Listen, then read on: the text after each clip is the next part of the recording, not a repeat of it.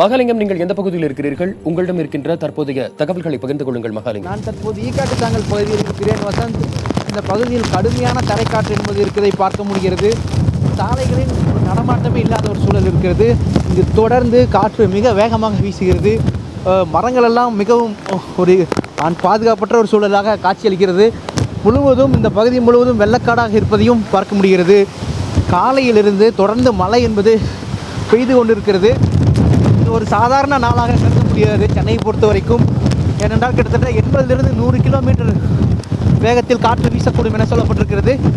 தற்போது இந்த காற்று வீசுவதை படம் பிடிப்பது என்பது மிகவும் சவாலான ஒரு காரியமாக இருப்பதை பார்க்க முடிகிறது. மின்சாரம் சென்னையினுடைய பெரும்பான்மையான பகுதியில் நிறுத்தப்பட்டிருக்கிறது. அது மட்டுமல்லாது தொடர்ந்து மழை பெய்து வருவதால் பொதுமக்கள் வீட்டை விட்டு வெளியே வர வேண்டாம் என தமிழக அரசு கேட்டிருக்கிறது. குறிப்பாக சென்னையிலிருந்து திருவேற்காடு இந்த பகுதிக்குள் இந்த புயல் என்பது கரையை கடக்கக்கூடும் என எதிர்பார்க்கப்பட்டிருக்கிறது. அதற்கான ஏற்கனவே கரையை கடக்கும் நிலையை நாம் எட்டியிருக்கிறோம் என்பதை தெளிவாக இந்த காற்று அதிகமாக வீசுவதை உணர்த்துகிறது. காற்று மிக மிக கடுமையான ஒரு காற்றாக இருக்கிறது. நடந்து செல்லவோ அல்லது வெளியில் செல்லவோ அதற்கான வாய்ப்பே இல்லாமல் ஒரு சூழல் இருப்பதை பார்க்க முடிகிறது. சென்னையை பொறுத்த வரைக்கும் இதற்கு முன்பாக நீலம் புயல் என்பது தாக்கியிருக்கிறது. அதே போல் புயல் தாக்கியிருக்கிறது. இந்த புயல்கள் தாக்கத்தை தாண்டி தற்பொழுது இந்த புயலை பார்த்தோமானால் மிகவும் மோசமான அளவுக்கு காற்று வீச்சால் மிகப்பெரிய தாக்கத்தை ஏற்படுத்தி கொண்டிருக்கிறது என்று சொல்ல வேண்டும். பல இடங்களிலே மேற்கூரை வீழ்ந்து போவதை பார்க்க முடிகிறது. அது மட்டுமல்லாது சுத்தமாக எங்கும் நடக்க முடியாத சூழல் இருக்கிறது. மரங்கள் எல்லாம் மிகவும் ஆபத்தான ஒரு சூழ்நிலையில் இருக்கிறது. இந்த ஒரு விஷயத்தை சொல்லியாக வேண்டும். இந்த புயலை பொறுத்த வரைக்கும் பல இடங்களிலே தொடர்ந்து மழை என்பது பெய்து கொண்டிருக்கிறது. வழக்கமாக காற்றழுத்த தாழ்வு மண்டலம் அல்லது காற்றழுத்த தாழ்வு நிலை ஏற்படும் போது தான் மழை அதிகமாக இருக்கும், பலத்த காற்று வீசாது. ஆனால் இந்த மழையை பொறுத்த வரைக்கும் காற்று தொடர்ந்து வீசுகிறது. அதே போல் மழையும் விடாமல் பெய்கிறது. இந்த இரண்டும் ஒரு இக்கட்டான ஒரு சூழ்நிலையை மோசமான வானிலையை சென்னைக்கு கொடுத்திருக்கிறது என்று சொல்ல வேண்டும். சென்னையை பொறுத்த வரைக்கும் ரயில்கள் எல்லாம் நிறுத்தப்பட்டிருக்கின்றன. விமான சேவை என்பது துண்டிக்கப்பட்டிருக்கிறது. ஓடுதலாம் முற்றிலுமாக மூடப்பட்டிருக்கிறது காலை 9 மணியிலிருந்து. அதே போல் புறநகர் ரயில் சேவையும் மூடப்பட்டிருக்கிறது. பேருந்துகள் எதுவும் பேருந்துகள் எதுவும் ஓடவில்லை. இப்படி ஒட்டுமொத்த சென்னையுமே முடக்கி போட்டிருக்கிறது என்று சொல்லலாம் இந்த வர்தா புயல். இது கடந்த 1994க்கு பிறகு இது போன்ற ஒரு மோசமான ஒரு பலத்த காற்று வீசக்கூடிய இந்த புயலாக இதை பார்க்க முடிகிறது. நாம் கண்ணு கட்டிய தூரம் வரை கனமழையோடு பலத்த காற்று வீசுகிறது.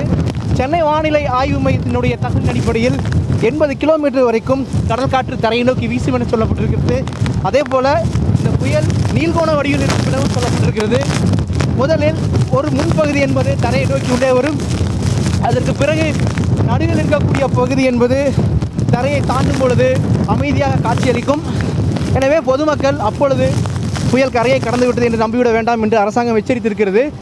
ஏனென்றால் அதற்கு பிறகு அந்த நீள்வட்டத்தினுடைய கடைசி பாகம் என்பது கரையை கடக்கும். அப்பொழுது இதைவிட அதிகமாக காற்று வீசக்கூடும் என கணிக்கப்பட்டிருக்கிறது. எனவே இப்போதைக்கு நாம் பார்க்கும் காட்சியை விட இன்னும் அதிக அளவு பலத்த காற்று வீசுவதற்கான ஒரு சூழல் இருப்பதை நாம் பார்க்கிறோம். எனவே பொதுமக்கள் யாரும் வீட்டை விட்டு வெளியே வர வேண்டாம் என்பதை நாம் ஒரு இக்கட்டான சூழலிருந்து நாம் சொல்ல முடிகிறது.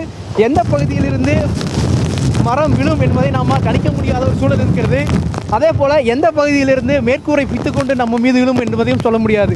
எனவே இது ஒரு மிகவும் மோசமான வானிலையாக இருக்கிறது.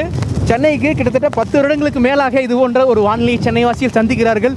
கடந்த முறை அதிக அளவு சேதத்தை ஏற்படுத்தவில்லை என்றாலும் இந்த முறை மிகவும் மோசமான ஒரு சேதத்தை ஏற்படுத்தும் என கணிக்கிறார்கள். இருந்த போதிலும் தற்போதைய வரைக்கும் அரசு அதிகாரிகள் இது போன்ற ஒரு இக்கட்டான சூழ்நிலையில் பல முக்கியமான விஷயங்களை முன்னெடுக்கிறார்கள். குறிப்பாக தாழ்வான பகுதியில் இருக்கும் மக்களை மேடான பகுதிகளுக்கும் முகாம்களுக்கும் மாற்றியிருக்கிறார்கள்.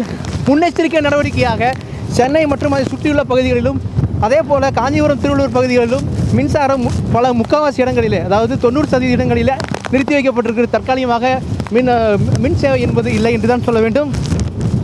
இந்த புயல் முற்றிலுமாக வந்து அடித்து ஓய்ந்த பிறகு மின் சேவை முற்றிலுமாக ஆய்வுக்கு உட்படுத்தப்பட்டு பாதையெல்லாம் மின் கம்பிகள்லாம் எந்த அளவுக்கு இருக்குது என்பதை ஆய்வுபடுத்தி அதற்கு பிறகு மின் சேவை தொடங்கும் என்று மின்சார வாரியம் தெரிவித்திருக்கிறது. அதே போல் பொதுமக்களுக்கு பல்வேறு எச்சரிக்கைகளை அரசாங்கம் கொடுத்திருக்கிறது. வீட்டை விட்டு வெளியே வர வேண்டாம், தொடர்ந்து வீட்டுக்குள்ளே இருக்கவும், வானொலி மற்றும் தொலைக்காட்சி மூலமாக எது மாதிரியான ஒரு சூழல் தங்களை சுற்றி இருக்கு என்பதை தெரிந்து கொள்ள பயன்படுத்துங்கள். புரளிகளை நம்ப வேண்டாம். அதிகாரப்பூர்வமாக புயல் கரையை கடந்து விட்டது என்ற தகவல் வந்த பிறகு நீங்கள் வீட்டை விட்டு வெளியே வர வேண்டும் என்று சொல்லியிருக்கிறார்கள். எனவே தற்போதைய சூழலை பார்க்கும் பொழுது இன்னும் 2 மணி நேரத்திற்கு இதே போன்ற ஒரு பலத்த காற்று வீச்சு இருக்கும் என நாம் நம்பலாம். இதைவிட அதிகமாக இந்த புயலினுடைய இறுதிக்கட்ட தாக்குதல் என்பது இன்னும் இதைவிட அதிகமான ஒரு காற்று வீச்சை கொடுக்கக்கூடும் என நாம் சொல்லலாம். எனவே இப்போதைய சூழலை பார்க்கும் பொழுது பல இடங்களில் தற்போதைக்கு கிடைத்த தகவலின் அடிப்படையில் சென்னை மாநகராட்சியினுடைய கட்டுப்பாட்டு தகவலின் அடிப்படையில் பார்த்தோமானால் கிட்டத்தட்ட 300க்கும் மேற்பட்ட இடங்களில் மரங்கள் விழுந்திருப்பதாக சொல்லப்பட்டிருக்கிறது. அதே போல் மின்கம்பங்களும் பல இடங்களில் சாய்ந்திருப்பதாகவும் சொல்லப்பட்டிருக்கிறது. மின் விநியோகம் என்பது தற்காலிகமாக நிறுத்தப்பட்டிருக்கிறது 90% இடங்களிலே.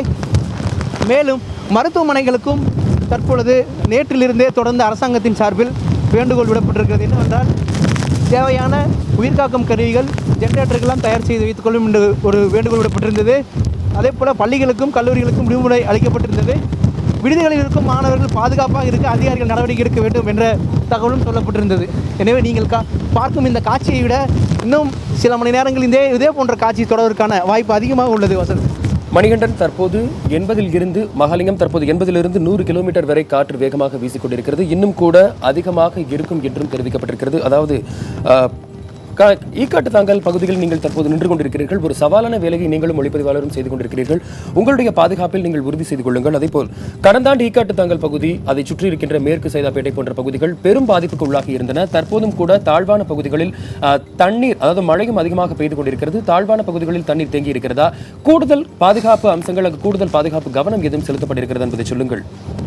அதாவது சென்னையை பொறுத்த வரைக்கும் பல இடங்களிலே தாழ்வான பகுதி, அதாவது 350க்கும் மேறிய அதிகமான பகுதி தாழ்வான பகுதியாக அடையாளம் காணப்பட்டு அங்கு தங்கியிருந்தவர்களெல்லாம் தற்பொழுது முகாம்களுக்கு மாற்றப்பட்டிருப்பதாக சென்னை மாநகராட்சி அதிகாரப்பூர்வமாக தெரிவித்திருக்கிறது. முகாம்களுக்கு உடனடியாக மக்கள் திரும்ப வேண்டும், எந்த காரணத்தை கொண்டு முகாமிலிருந்து வெளியேறக்கூடாது என்ற வேண்டுகோளையும் அறிவுறுத்தலையும் அரசாங்கத்தின் தரப்பில் சொல்லப்பட்டிருக்கிறது. சென்னையை பொறுத்த வரைக்கும் இப்பொழுது மிகவும் ஆபத்தான பகுதியாக கருதக்கூடியது என்னவென்று பார்த்தால் கடற்கரை ஒட்டி இருக்கக்கூடிய சாலைகளும் அங்கு இருக்கக்கூடிய மீனவ குடியிருப்புகளும் தான். இந்த 2 பகுதியிலும் ஒரு கடுமையான ஒரு காற்று வீச்சு, பலத்த காற்று வீச்சு இருப்பதால் அந்த பகுதியில் இருக்கும் வீடுகளுக்கெல்லாம் ஒரு பெரிய ஆபத்து இருப்பதாகவே சொல்லப்பட்டிருக்கிறது. இது மிக ஒரு மோசமான ஒரு புயலாகத்தான் இருக்கும் என்று ஏற்கனவே வானிலையாளர்கள் எச்சரித்திருந்தார்கள். அதனால் தற்பொழுது காற்று வீச்சு நிமிடத்துக்கு நிமிடம் அதிகமாகிக் கொண்டே இருக்கிறதை நாம் பார்க்க முடிகிறது.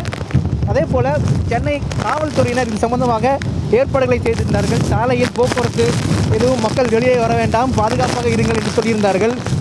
அப்படி ஏதாவது ஆபத்து உதவிகள் இருந்தால் அதற்கான தொடர்பு எண்களை தொடர்பு கொண்டு அது தகவல்களை தெரிவிக்கலாம் என சொல்லியிருந்தார்கள். தேவையான உணவு பதார்த்தங்களை முன்கூட்டியே தயாரித்து வைத்துக் கொள்ளவும் என்ற அறிவுரையும் ஏற்கனவே சொல்லப்பட்டிருந்தது. அதே போல் சென்னையை பொறுத்த வரைக்கும் வட சென்னையில் மிகவும் அதிக அளவு காற்று வீச்சு இருப்பதாக அங்கிருந்து வரும் தகவல் நமக்கு தெரிவிக்கின்றன.